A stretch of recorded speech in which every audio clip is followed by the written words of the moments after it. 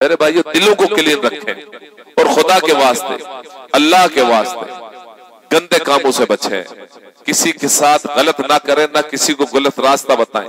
अगर आपने किसी को गलत रास्ता बता दिया, अगर किसी को आपने गलत रास्ते पर डाल दिया, गुनाह के आदी बना दिया आपने, और आपने तौबा कर ली है और वो गुनाह का रास्ता इख्तियार किया हुआ है, उसने ये नस्ल आइए मामला आगे तक पहुंचा के गुनाह आपने तौबा करके खुश मत होना कि मैं तो तौबा कर लिया। जो बीज आपने बोया था ना, तो वो झाड़ लगा है, उसके सारे फल जितने भी जाएंगे ना, वो सब आपके नाम पे लिखे जाएंगे। इसलिए खुदा के वास्ते, अल्लाह के वास्ते, खुदा के वास्ते, खुदारा अपनी इस्लाह की फिक्र करो, आखिरत की फिक्र करो। ये दुनिया में गुल छर्रे उड़ा करके मर जाने से बेहतर है कि अल्लाह की बारगाह में तौबा और इस्तिग़फ़ार करें, रब की रिज़ा वाले काम करें, अल्लाह को राजी करें, रसूलुल्लाह को राजी करें और औलिया कामिलीन के नक्शे कदम पर चलें तो अल्लाह राजी हो जाएगा, रसूल राजी हो जाएगा। अल्लाह के महबूब मकबूल बंदों की जिंदगी का मुताला करें। आज तो अगर कोई हक बात कह दे तो हमारा मुंह कलिंगर हो जाए, हमारे मिजाज के खिलाफ किसी ने बात कह दी तो हम उससे बात करना छोड़ दें।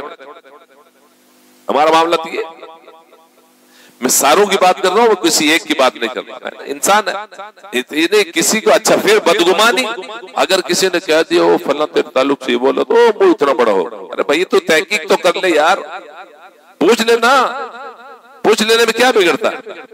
अब हम बगैर सोचे समझे मुंह फुला के फूले चले जा रहे हैं, चले जा रहे हैं जैसे मुंह कलिंगर हो गए। और फिर चाहे जिस पीर से मुरीद हो, जिस खानवादा से आपका ताल्लुक हो, यकीन मानो ये पीरी मुरीदी का रिश्ता क्या है आप समझ ही नहीं पा रहे। तो समझोगे कहां से? दिल तो पहले से बुग़्ज़ भरा हुआ कोट कोट के। पीरी मुरीदी, पीर का रिश्ता ऐसा जन्नत तक का है। चाहे जिस पीर से मुरीद हुआ, चाहे जिस खानवादा से आपका ताल्लुक हो, सारे सलासिल हमारे हैं, सारे पीराने तरीकत हमारे हैं, सारी खानकाएं हमारी और सारे सिलसिले मौला अली तक जाते हैं और मौला अली से हुजूर तक जाते हैं, है ना। तो मेरे भाइयों, पीर भाई से अगर बुग़्ज़ रखते हो तो फिर पीर भाई कैसे? अरे पीर ही के सदक़े में पीर भाई मिला है ना। अब उस पीर भाई से अगर भाई किसी से नादानी हो गई है, किसी से गलती हो गई है, किसी से खता हो गई है, तो उस खता का पता बता दो ना और बुग़्ज़ को निकाल दो। मोहब्बत ठीक है, एक दिन दो दिन, फिर हदीस पाक में कि मोमिन 3 दिन से ज्यादा रूठता नहीं है। तो यहाँ तो हम तो बरसों बरस निकाल देते हैं, महीने गुजर जाते हैं, साल गुजर जाते हैं, जिंदगी गुजर जाती है, फोपला पड़ा रहता है। तो मेरे भाइयों, मोमिन कभी भी ऐसा नहीं, ये मोमिन की शान नहीं, ये मोमिन की पहचान नहीं ना। अल्लाह के हबीब फरमाते हैं, नबी करीम फरमाते हैं सल्लल्लाहु अलैहि वसल्लम, जिसमें हुस्न अखलाक नहीं वो मोमिन नहीं। जी, मोमिन झूठा नहीं होता, मोमिन बद अखलाक नहीं होता, मोमिन वादा खिलाफ नहीं होता, मोमिन रिश्तेदारों से रिश्ता तोड़ने वाला नहीं होता। जबकि बातें बहुत पहले भी हम बचा चुके हैं, बहुत बार बताई। मोमिन की अलामत यह है कि मोमिन खुश मिजाज होता है। अरे भाई, किसी से हम कुछ नहीं दे सकते, हम अपनी जेब से माल नहीं दे सकते, हम उसको खाना नहीं पूछ सकते, हम उसको पानी नहीं पिला सकते, हम उसको सवारी नहीं दे सकते, कम से कम मुस्कुराहट तो दे सकते हो ना। बोलिए, मुस्कुराहट में क्या लगता है भाई? मुस्कुराहट में तो कुछ लगता नहीं है। तबस्सुम, मुस्कुराना हुजूर की सुन्नत है। और अगर आपके मुस्कुराने से कोई खुश हो जाता है, किसी का टेंशन कम हो जाता है, किसी उलझने दूर हो जाती है आपके मुस्कुराने से। अगर कोई बेचारा बहुत बड़ा टेंशन में था, चेहरा उतरा था, वो ख्यालों की दुनिया में था, वो सोच विचार में था, आपने देखा मुस्कुरा दिया, उसने भी मुस्कुराया थोड़ी देर के लिए, तो भूल जाएगा। तो ये सवाब का काम है कि नहीं? बहुत बड़ी नेकी है। और अगर दिल को नरम करना चाहते हो, अल्लाह और उसके रसूल का कुर्ब हासिल करना चाहता हो, तो मेहमानों के लिए मेहमान नवाजी करो। घर में मेहमान आ जावे तो वो कलिंगर ना बना ना, मुस्कुरा करके मेहमान का इस्तकबाल करो। जो घर में मैसर है उसको खिलाइए, यतीम के सर पे हाथ धरिए। आज दौर ऐसा है, बड़े बड़ों की बात कर रहा हूं मैं, यतीम गरीब को कोई मोहब्बत ही नहीं करता, हल्के में लेता है। आप कोई पैसे वाला आ जावे अभी सब खड़े हो जाएंगे। यकीनन पैसे वाले की अल्लाह ने उसके मकाम को बुलंद किया है, लेकिन सुनिए, अगर किसी ने किसी की दौलत पर, किसी को मालदार होने की बिना पर उसकी इज्जत कर ली तो उसने अपना एक तिहाई ईमान खो बैठा, एक तिहाई हिस्सा ईमान का खो बैठा। बल्कि कई उलमा ने, सूफिया ने फरमाया है, फुक़हा किराम ने, कि वो ईमान से हाथ धो बैठा।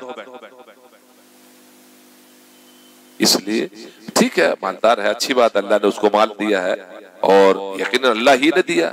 आप ताजी इज्जत करें, उसकी मोहब्बत से पेश आए, लेकिन इज्जत का मतलब ये नहीं कि वो जैसा चाहे वैसे ही करें और फिर किसी को, दूसरे गरीब को की तरफ देखें ही नहीं।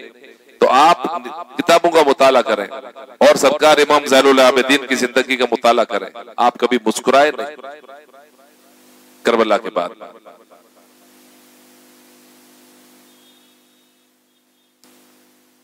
और किसके बेटे हैं? जिसका बाप सब्र का पहाड़ बना हुआ। आज हमको कोई जरा सा कुछ हमारी बेअदबी हमारी हो जाए तो हमारा मुंह एकदम टेढ़ा हो जाता है और बात करना छोड़ देते हैं। और आज हमारे में सब्र का, आप कितने सालों से इमाम हुसैन का जिक्र सुनते हो भाई? मैं समझता हूँ कोई 20 साल से सुन रहा, कोई 15 साल से सुन रहा, कोई 10 साल से, कोई 5 साल से, कोई 25 साल से, कोई 35 साल से, कोई 40 साल से, कोई 45 साल से सुन रहा। तो क्या सुना आप लोगों ने? इमाम अली मकाम का जो उलमा अहले सुन्नत उलमा किराम से आप बयाना सुनते हो, गोवंडी में मैं समझता हूं कम से कम 50 स्टेज लगते हैं। तो हमने सुना क्या? मैं कहता हूं 5 साल 10 साल 20 साल सुनने वाला तो मुकर्रिर बन जाए। पता चला हम इधर से जाता और इधर से निकल जाता, ठहरता नहीं ना, तवज्जो नहीं है, गए भीड़ कर दिए, हाँ हाँ सुभान अल्लाह माशाअल्लाह, नारे तकबीर, नारे बहुत अच्छा बयान था। क्या भाई बयान में सुना क्या? दिमाग में नहीं रहा, याद नहीं रहा, फिर क्या सुने आप? इससे बेहतर जाके सो जाते, आराम करते, सुबह उठ के फजर की नमाज पढ़ते और अपने काम पे जाते। तो मेरे भाइयों, फॉर्मेलिटी करने पूरी करने के लिए इमाम हुसैन का जिक्र सुनना नहीं, आप सुनिए, पढ़िए और सुने, उस पर अमल भी तो करें ना कि इमाम ने कितना सब्र किया। और हमारे में सब्र कहां है? हमारे में बर्दाश्त का मादा नहीं है। कितना शुक्र को करते रहे वो, हमें शुक्र की तौकत है, कैपेसिटी है? नहीं है। ना हम शाकिर हैं, ना हम जाकिर हैं, ना हम साबिर हैं, ओ अस्तीन चढ़ाना शुरू कर देते। मेरे भाइयों, जिंदगी को गनीमत समझें, अल्लाह उसके रसूल की भरपूर अताअत करें, हुजूर की सुन्नतों पर अमल करें, सरकार के फरमुतात को पढ़ें, सीरत अल मुस्तफा का जो है मुताला करें, साहबा की जिंदगी का मुताला करें, औलिया कामिलीन बुजुर्गान दीन की जिंदगी को पढ़ें कि हमारे इन बुजुर्गों ने, इस्लाफ ने, इन अल्लाह वालों ने कैसे जिंदगी गुजारी है, कैसे इन्होंने दीन का काम किया, अल्लाह उसके रसूल की रिजा वाले काम किए। और आज हम कितना करते हैं? हमने कितना काम किया भाई? माँ बाप की कद्र करो, मोहल्ले में बड़े उनकी बड़ों की इज्जत करो, छोटों पर शफकत करो, अल्लाह की अताअत करो, रसूलुल्लाह सल्लल्लाहु अलैहि वसल्लम की सुन्नतों को जिंदगी में अपनाओ और आखिरत की सोच रखो, आखिरत की फिक्र करो और हमेशा रब की बारगाह में दुआ करो। फरमाया गया दुआ मगज़ुल इबादा, दुआ इबादत का मगज है, मगज यानी दुआ इबादत का दिमाग है। और अल्लाह फरमाता है कि मुझसे मांगो, मुझसे मांगो, मैं खुश होता हूं।